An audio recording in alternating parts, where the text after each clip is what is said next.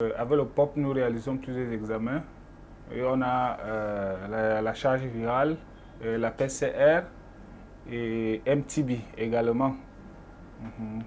Puisque au début, quand on n'avait pas ces POP, on était obligé de collecter l'échantillon et attendre le jour de passage de bike pour transporter afin de réaliser PT ou bien peut-être à Garoua. Là, ça dépend au niveau de la région. En fait, quand on n'avait pas le POP, quand l'échantillon partait, au moins, ça prenait environ 3 mois, 4 mois, au moins. Il y a des moments d'échantillon, on a obtenu les résultats après 1 an. Ouais, après 1 an. Mais depuis qu'on a eu le POP, chez nous sur place, les résultats ne tardent plus. Maxi 48 heures. Là même là, parce qu'il y a aussi beaucoup de sites qui envoient aussi les échantillons. Hormis Mora, on a beaucoup de sites, je pense environ on a 14 centres de santé qui envoient les échantillons au niveau de l'hôpital d'ici de Mora. La prise en charge est correcte, puisque à notre niveau, quand on voit les résultats déjà élevés au seuil de la normale, on a les contacts là, affichés, on appelle les responsables de CDT, de l'UPEC. Il vient directement prendre le malade en charge. Concernant les difficultés qu'on a souvent, on a le problème de délestage.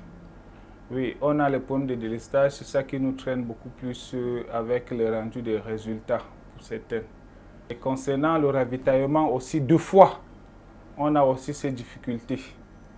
Surtout le cas de la PCR, il y a de cela, nous sommes déjà 4 à 5 mois que nous sommes en rupture de cartouche. Et la charge virale, ça a pris environ 1 an. Mais c'est récemment, on a quand même pu avoir quelques cartouches. Je ne peux pas dire que le POP fonctionne normalement.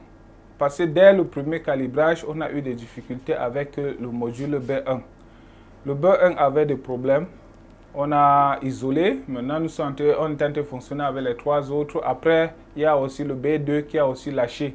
Mais pour le moment, le POP est fonctionnel avec 2 modules seulement. Bon, ce que je veux proposer, s'il y a possibilité, il faut encore revoir le problème de l'électricité. Voir même si on peut avoir la plaque solaire pour renforcer le générateur.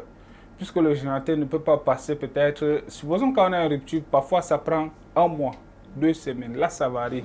Mais si c'est qu'on avait peut-être la plaque solaire qui secondait au générateur, je pense que ça serait vraiment très important pour nous.